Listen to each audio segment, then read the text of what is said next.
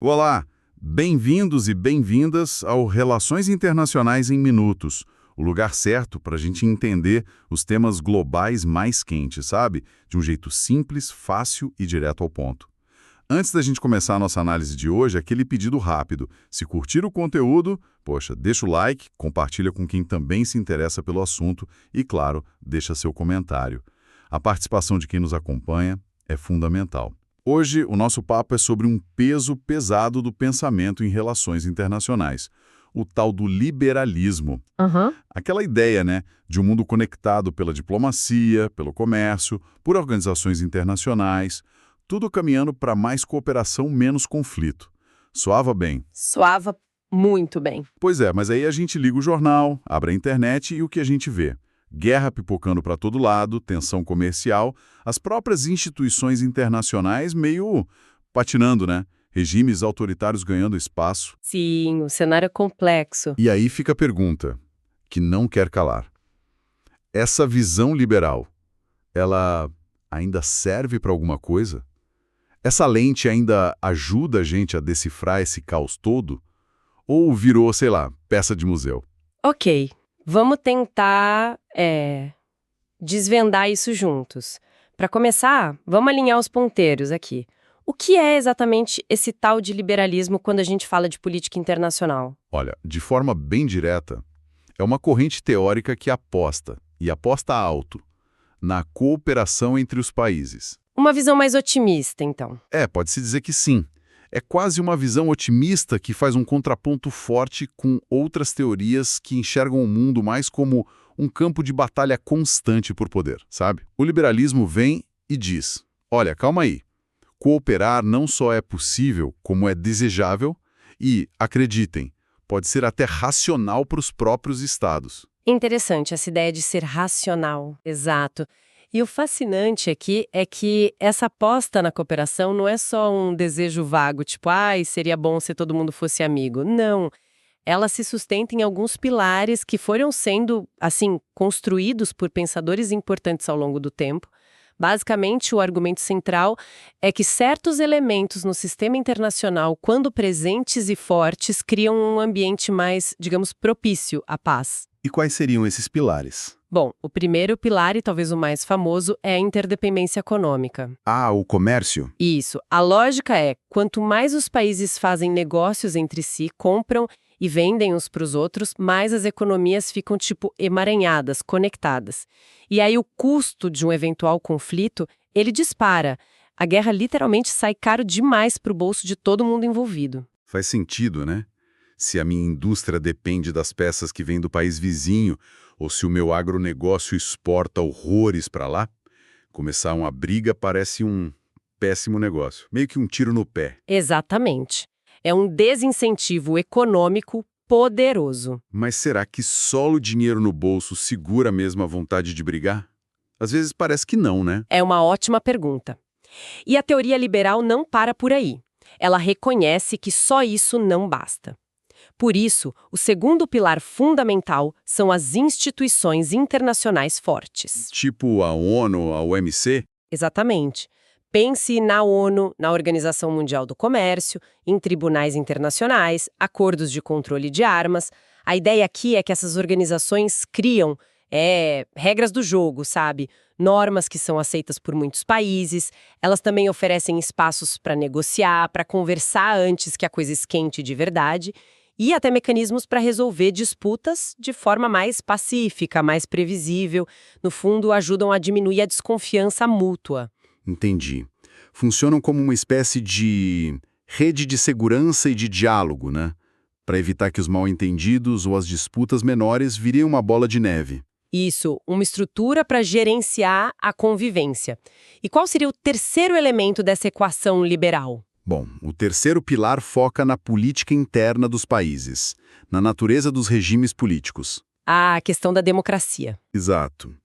A teoria liberal, especialmente numa vertente muito influente chamada de paz democrática, argumenta que democracias consolidadas, elas tendem a não guerrear umas contra as outras. É mesmo. Por quê? A explicação varia um pouco, mas geralmente envolve alguns pontos. Primeiro que democracias compartilhariam valores de resolução pacífica de conflitos, de respeito a regras. Segundo, os governantes democráticos precisam responder à opinião pública, e a população geralmente não é muito fã de entrar em guerra, né? Custa vidas, custa dinheiro. É verdade. E também existem os freios e contrapesos internos nas democracias, parlamento, justiça, imprensa livre, que dificultam a decisão unilateral de ir para a guerra. Enfim, a ideia central é que a democracia pacificaria as relações externas, pelo menos entre países que também são democráticos. Então, juntando tudo, a receita liberal para um mundo mais estável seria essa combinação. Economias bem entrelaçadas pelo comércio, plus instituições internacionais ativas e respeitadas, plus o maior número possível de países democráticos. Perfeito. Essa era a grande promessa, a grande narrativa. E ela ganhou uma força imensa, especialmente depois que a Guerra Fria acabou. Parecia mesmo que esse era o modelo vencedor, o caminho natural das coisas. Exato. Ali nos anos 90, comecinho dos anos 2000, o clima era de um otimismo assim, quase contagiante. A União Soviética tinha implodido, a cortina de ferro caído, a democracia parecia avançar em vários cantos do mundo, o comércio global explodia. Falava-se até em fim da história, lembra? Como se o modelo da democracia liberal e da economia de mercado fosse o ponto final, o ápice do desenvolvimento político da humanidade. Lembro bem dessa discussão. Mas, e sempre tem um mas na história, né? Aqui é onde a coisa fica realmente interessante. Porque essa sensação de triunfo, essa ordem liberal que parecia tão sólida, começou a ruir. Nos últimos 15, 20 anos, ela começou a mostrar umas rachaduras bem sérias. Precisamente. Os sinais dessa crise, ou pelo menos desse abalo profundo, são muitos e vêm de várias frentes. Se a gente começa olhando para as próprias instituições que deveriam ser a espinha dorsal dessa ordem, a coisa fica clara. A ONU, por exemplo? A ONU é um exemplo gritante. Ela tem se mostrado, assim, dolorosamente ineficaz para lidar com crises gravíssimas.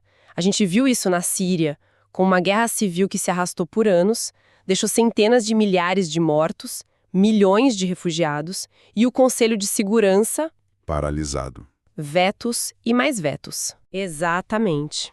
Vimos na Ucrânia, com a invasão russa atropelando princípios básicos do direito internacional, e a ONU sem conseguir impedir ou reverter a situação. E vemos agora, de forma muito clara e trágica nos conflitos em Gaza, onde as divisões entre as grandes potências impedem qualquer ação minimamente coordenada ou efetiva do Conselho de Segurança. E essa paralisia no Conselho de Segurança, com o poder de veto dos 5 membros permanentes, P5, acaba sendo o retrato mais fiel dessa dificuldade toda, não é mesmo? Quer dizer, mais do que um fórum para buscar cooperação, às vezes parece só uma arena para as grandes potências medirem forças e bloquearem umas às outras. Sem dúvida.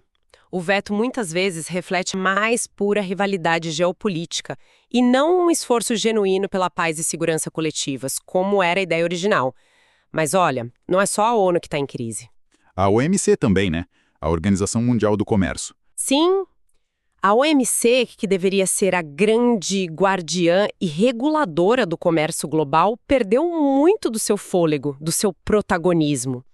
A gente viu grandes potências, inclusive os Estados Unidos, que, ironicamente, foram um dos principais arquitetos dessa ordem liberal pós-Guerra Fria, adotando medidas protecionistas, começando guerras comerciais, tipo com a China, e na prática enfraquecendo o sistema multilateral de comércio que eles mesmos ajudaram a construir.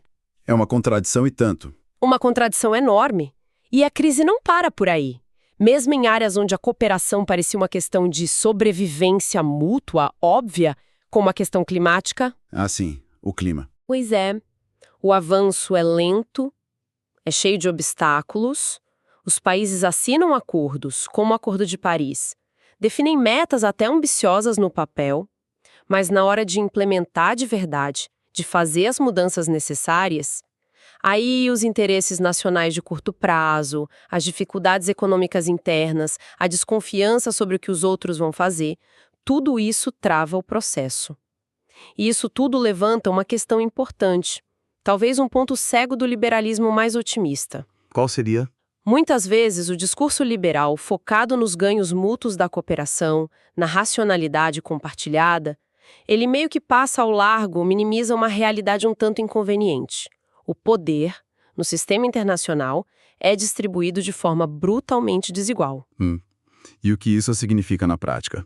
Que a cooperação até existe, mas não é bem um jogo entre iguais. Exatamente isso, não é um campo nivelado. Nem todos os países participam da cooperação com os mesmos objetivos, nem com a mesma capacidade de influenciar as regras do jogo.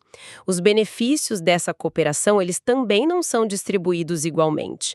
E, historicamente, os países mais poderosos, principalmente as potências ocidentais, moldaram as instituições e as normas de acordo com seus próprios interesses e valores. Outros países podem até participar, claro, mas muitas vezes se sentem limitados ou até prejudicados por um sistema que eles percebem como não sendo totalmente justo ou que não reflete as prioridades deles. Entendi. E essa percepção de desigualdade, de injustiça, pode gerar ressentimento. Com certeza. Essa assimetria de poder e a percepção de injustiça são um combustível potente para o ressentimento, para a frustração e, eventualmente, para o desejo de alguns países de desafiar ou mesmo derrubar a ordem existente. É algo que a visão liberal mais, digamos, idealista tem uma certa dificuldade em explicar ou acomodar dentro do seu modelo. E essa dificuldade fica ainda mais evidente, imagino, quando a diplomacia falha e as armas começam a falar alto, certo? A realidade parece mesmo dar um banho de água fria na teoria. A guerra na Ucrânia é talvez o exemplo mais dramático e recente disso. Sem dúvida. E não é só lá. As tensões que não param de crescer na Ásia, principalmente na disputa entre China e Estados Unidos sobre Taiwan, sobre o Mar do Sul da China, tudo isso mostra que a lógica da força, do poder militar, da velha e conhecida Realpolitik, está longe, muito longe de ser superada. A diplomacia não deu conta, as instituições não conseguiram evitar, o otimismo liberal bateu de frente com um muro. Exatamente. E se a gente analisa casos concretos, percebemos como aqueles pilares liberais que a gente mencionou podem ser mais frágeis do que se imaginava. Peguemos a China, por exemplo. Um caso-chave, né? Fundamental. Uma potência econômica colossal, integrada como nunca na economia global, parceira comercial indispensável para quase todo mundo. Pela lógica liberal mais pura da interdependência econômica, a China deveria ser uma defensora ferrenha da estabilidade, do status quo, porque, afinal, ela teria muito a perder com conflitos e instabilidade global. Teria tudo a perder, teoricamente. Teoricamente. Mas o que a gente observa na prática, um aumento constante da sua assertividade militar na região, uma modernização acelerada e impressionante das suas forças armadas e um desafio cada vez mais explícito à ordem liderada pelos Estados Unidos, especialmente ali no seu entorno estratégico, no Indo-Pacífico. Ou seja, a integração econômica, o fato de fazer muito negócio com o mundo, não se traduziu automaticamente em moderação política ou estratégica. Os negócios continuam rolando, mas a competição geopolítica também esquenta. Isso é o Irã. Ah, sim. É um país que participa de negociações diplomáticas, dialoga, ainda que de forma muito tensa, com potências ocidentais, por exemplo, sobre seu programa nuclear, tem canais abertos. Mas, ao mesmo tempo, o Irã financia e apoia grupos armados que desestabilizam vários países no Oriente Médio, pense no Hezbollah no Líbano, nos Houthis no Iêmen, e desafia abertamente os Estados Unidos e seus aliados, usando táticas assimétricas para projetar poder na região. É um jogo duplo, então. Cooperação e confronto ao mesmo tempo. É um jogo complexo, onde cooperação em certas áreas e confronto em outras caminham lado a lado. Algo que a teoria liberal mais pura, que tende a ver as coisas de forma mais linear, digamos assim, tem dificuldade em capturar totalmente. Tinha também aquela aposta forte do liberalismo, principalmente depois da Guerra Fria, né? De que levar o capitalismo, o comércio, os investimentos para regimes autoritários acabaria quase que por osmose, por contágio, democratizando esses países. A ideia da mudança pelo engajamento, certo? Sim, era uma tese muito popular. Que o contato com o mundo exterior, os investimentos estrangeiros, o crescimento de uma classe média conectada, tudo isso, no fim, levaria a uma pressão por abertura política, por mais liberdade. Olhando para trás, foi ingenuidade acreditar nisso. Olha, ingenuidade talvez seja forte, mas certamente foi um excesso de otimismo, talvez baseado demais na própria experiência histórica do Ocidente. O que a gente viu acontecer em muitos casos, e aqui a China e a Rússia são os exemplos mais notáveis, foi algo bem diferente. Esses regimes se mostraram extremamente hábeis, muito adaptáveis. Eles aprenderam a usar as ferramentas oferecidas pelo próprio sistema internacional liberal, acesso a mercados globais, tecnologia ocidental, investimentos estrangeiros, participação em organizações internacionais como a OMC, para fortalecer suas economias, sim, para modernizar suas sociedades em certos aspectos, mas, e aqui está o ponto crucial, para consolidar o poder do regime internamente. Eles usaram o sistema a seu favor, sem mudar a essência política. Exatamente. Aprenderam a jogar o jogo do capitalismo global e da diplomacia multilateral, sem, no entanto, fazer concessões significativas em termos de democracia, direitos humanos ou liberdades políticas internas. Conseguiram, de certa forma, se vacinar contra aquela tal contaminação democrática que o Ocidente esperava que acontecesse. Usaram a abertura econômica para reforçar o controle político. Que virada, hein? Então, o que tudo isso significa? Quer dizer que o liberalismo morreu de vez, que a cooperação é só uma ilusão e o mundo voltou a ser a selva, a lei do mais forte. Talvez seja cedo para a gente emitir um atestado de óbito tão definitivo assim, né? Apesar de todos esses baques, dessas crises evidentes, dessa volta da competição geopolítica nua e crua que a gente está vendo, talvez seja mesmo precipitado jogar toda a teoria liberal na lata do lixo da história. Porque, se a gente olhar com mais calma, existem áreas talvez menos barulhentas, menos visíveis no noticiário de conflitos, onde a cooperação, que é a alma do liberalismo, não só continua existindo, como é absolutamente indispensável para o mundo funcionar minimamente no dia a dia. Sim, e se conectarmos isso ao quadro geral, a gente vê que, mesmo com as manchetes focadas nas brigas entre as grandes potências, existe um tecido vasto, quase invisível, de cooperação que sustenta a nossa vida cotidiana globalizada. A gente poderia até chamar isso de um liberalismo funcional. Liberalismo funcional? Como assim? Seria um liberalismo mais pragmático, sabe? Menos carregado de ideologia, menos focado na ideia de que a cooperação vai levar todo mundo a ser democrático e amar a paz, e mais focado nos resultados práticos, na necessidade de resolver problemas comuns.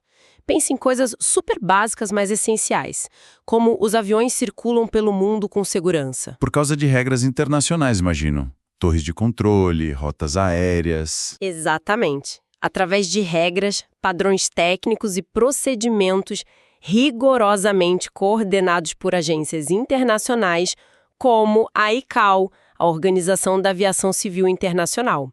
Sem essa cooperação técnica detalhada, baseada em normas compartilhadas e aceitas por quase todos os países, o transporte aéreo global seria um caos absoluto, impraticável. Faz todo sentido. Ninguém, nem os países que se odeiam politicamente, quer que os aviões comecem a se chocar no ar por falta de regras comuns, né? É um interesse prático óbvio que supera a rivalidade política nesse ponto. Precisamente. É a necessidade falando mais alto. Outro exemplo, claro, está na ciência. Grandes projetos de pesquisa, como a Estação Espacial Internacional, que teve colaboração intensa entre US e Rússia por muitos anos, mesmo com tensões. Verdade. Colaborações em física de partículas, como lá no CERN, na Suíça, pesquisas sobre mudanças climáticas que exigem dados globais, ou mesmo o desenvolvimento de vacinas, como a gente viu na pandemia. Frequentemente, esses avanços dependem de cientistas e recursos de múltiplos países, incluindo rivais estratégicos. O avanço do conhecimento em muitas áreas críticas depende dessa estrutura cooperativa internacional, desse compartilhamento de dados, de métodos, de resultados. E mesmo o comércio internacional, né? Apesar das guerras comerciais que você mencionou, do protecionismo aqui e ali, ele não desapareceu. As cadeias de suprimentos globais, mesmo abaladas, continuam funcionando, os pagamentos internacionais são feitos. Exato. O comércio digital, as transações financeiras que movimentam trilhões de dólares diariamente pelo sistema SWIFT, tudo isso depende de regras, de padrões técnicos, de infraestruturas que são, na sua essência, frutos de décadas de cooperação de inspiração liberal. Ninguém quer que o sistema financeiro global quebre da noite para o dia. E até na saúde global, que foi um palco de tantas disputas políticas feias durante a pandemia de Covid-19, a gente viu nacionalismo vacinal, acusações mútuas, falta de transparência. Mesmo ali, no meio da crise, houve troca de informações científicas, ainda que limitada, houve algum nível de pesquisa conjunta, e a Organização Mundial da Saúde, OMS, apesar de todas as críticas, continuou sendo um fórum central de discussão e coordenação. A cooperação foi muito falha, muito imperfeita, politizada, mas a estrutura existiu e foi utilizada porque era, de alguma forma, necessária. Então, o ponto-chave aqui é distinguir os tipos de cooperação. Eu acho que sim. O ponto central aqui é perceber que, mesmo entre adversários declarados, muitas vezes existe um interesse mútuo, muito claro, muito pragmático, em preservar certos sistemas e regras globais para evitar o caos completo em áreas vitais. Ninguém, ou quase ninguém, tem interesse num colapso total do sistema financeiro internacional, das comunicações globais ou da segurança dos transportes aéreos e marítimos. Essa cooperação é mais funcional, mais técnica, focada em resolver problemas concretos ou em gerenciar interdependências que se tornaram inevitáveis na globalização. O erro conceitual, talvez o grande engano do otimismo liberal pós-Guerra Fria, tenha sido confundir essa cooperação funcional, esse liberalismo de resultados, com uma suposta marcha universal e inevitável em direção a valores compartilhados como democracia, direitos humanos e paz perpétua, que seria impulsionada por essa mesma cooperação. Essa segunda parte da equação, a parte mais ideológica, é que se mostrou muito mais complexa e, em muitos casos, ilusória. Entendi. A cooperação técnica funciona por necessidade, mas não garante que todo mundo vai virar amigo e pensar igual politicamente. É isso. De forma simplificada, sim. A máquina global precisa de alguma lubrificação para continuar rodando, mesmo que os motoristas estejam brigando entre si. Ok. Então chegamos ao momento no veredito. Considerando tudo isso que a gente conversou, a promessa original do liberalismo, a crise atual que ele enfrenta, os conflitos que desafiam suas premissas, mas também essa cooperação funcional que persiste nos bastidores, a pergunta que a gente fez lá no início. Essa lente liberal, ela ainda nos ajuda a entender o mundo complexo de hoje em 2025. Ela ainda tem serventia na nossa caixa de ferramentas para analisar relações internacionais? Olha, a resposta mais honesta e talvez um pouco frustrante para quem busca as certezas absolutas é sim, mas. Sim, mas com ressalvas muito importantes. O liberalismo não está morto de jeito nenhum, mas ele definitivamente não explica tudo. E talvez arrisco dizer, explique cada vez menos os aspectos mais dramáticos, mais perigosos das relações internacionais atuais. Ele continua sendo uma ferramenta útil, até essencial, para entender áreas específicas onde a interdependência técnica e os ganhos mútuos da cooperação são muito evidentes. Você mencionou finanças globais, comércio eletrônico, regulações técnicas setoriais, como aviação, telecomunicações, cooperação científica. Nesses nichos, a lógica liberal, a da cooperação baseada em interesse mútuo e regras, ainda parece operar com bastante força. Entendi. Nesses campos mais técnicos ele ainda funciona bem. Mas e onde ele falha? Onde essa lente fica meio embaçada ou simplesmente não consegue enxergar direito o que está acontecendo? Ela mostra limitações severas e talvez uma relevância bem menor, justamente quando a gente entra no terreno do conflito aberto, da competição geopolítica pura e dura, das questões de segurança nacional, da luta por poder e influência entre as grandes potências. É uma lente poderosa para analisar a cooperação em temas técnicos, na chamada baixa política, low politics, onde os interesses podem convergir mais facilmente porque os ganhos são claros para todos. Mas ela parece bastante frágil, ou no mínimo insuficiente, para explicar o comportamento de potências revisionistas, aqueles países que querem ativamente mudar as regras do jogo internacional porque acham que as atuais não os favorecem. Como a Rússia ou a China, talvez? São os exemplos mais citados hoje, sim. A lente liberal também tem dificuldade em explicar a lógica do terrorismo transnacional, que opera fora das regras estatais. Ou para analisar a resiliência e as estratégias de regimes autoritários que não apenas rejeitam os valores democráticos liberais, mas os veem ativamente como uma ameaça existencial à sua própria sobrevivência no poder. Para esses atores, a cooperação liberal pode ser vista como uma armadilha, não como uma oportunidade. Faz sentido, a lógica deles é outra. Exatamente. A teoria liberal, especialmente em suas versões mais otimistas, aposta muito na racionalidade econômica, no cálculo de custo-benefício de longo prazo, numa certa fé no progresso humano em direção a um mundo mais pacífico, mais cooperativo, mais razoável. O problema é que o mundo real, a política internacional real, está cheia de outras motivações que vão muito além do cálculo econômico.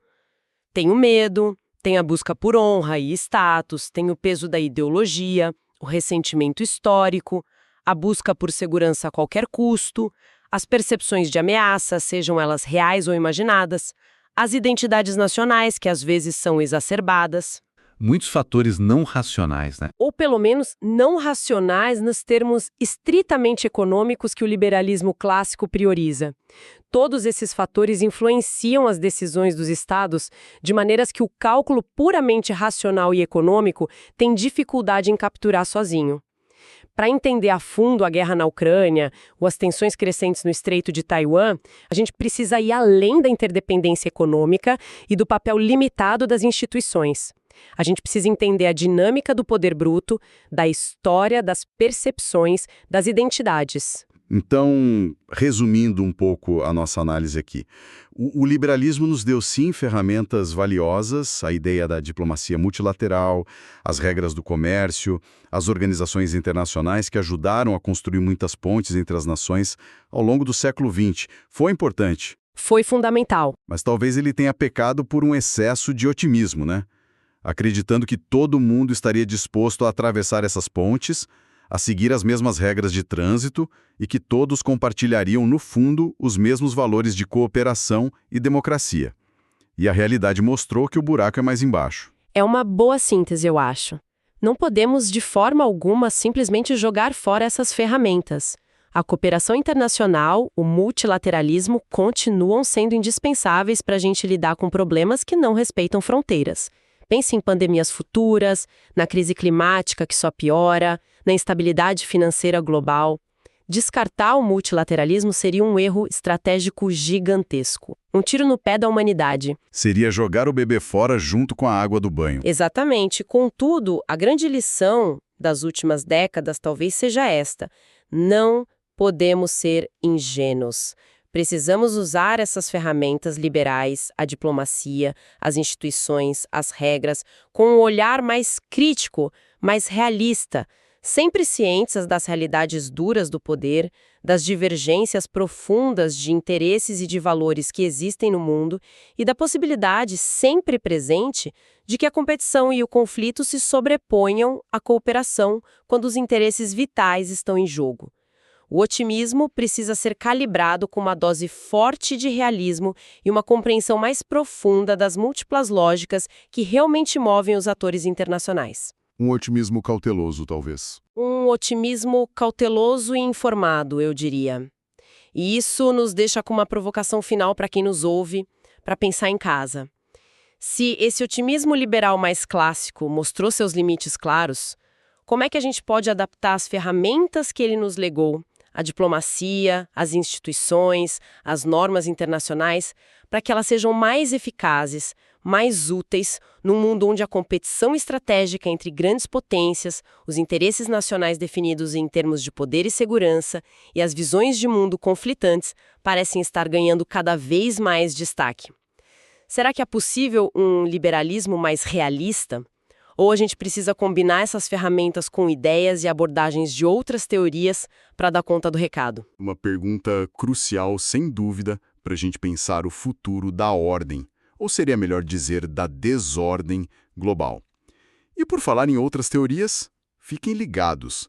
Na nossa próxima análise aqui no Relações Internacionais em Minutos, a gente vai explorar outra lente poderosa para entender o mundo, o construtivismo. Ah, muito interessante. Vamos investigar como as ideias, as identidades, as normas sociais, os discursos que circulam e até a memória coletiva dos povos moldam o que os países consideram como seus interesses e como eles decidem agir no cenário internacional. É uma perspectiva bem diferente. Imperdível, né? Para não perder, já sabe, inscreva-se aqui no canal, ative o sininho para receber as notificações assim que sair episódio novo. Deixe o seu like se essa nossa conversa de hoje foi útil para você e compartilhe com quem mais possa se interessar por esses temas. Lembre-se, aqui no Relações Internacionais em Minutos, a gente tenta descomplicar a teoria para ajudar a entender o mundo real em que a gente vive. Muito obrigada pela companhia e até a próxima!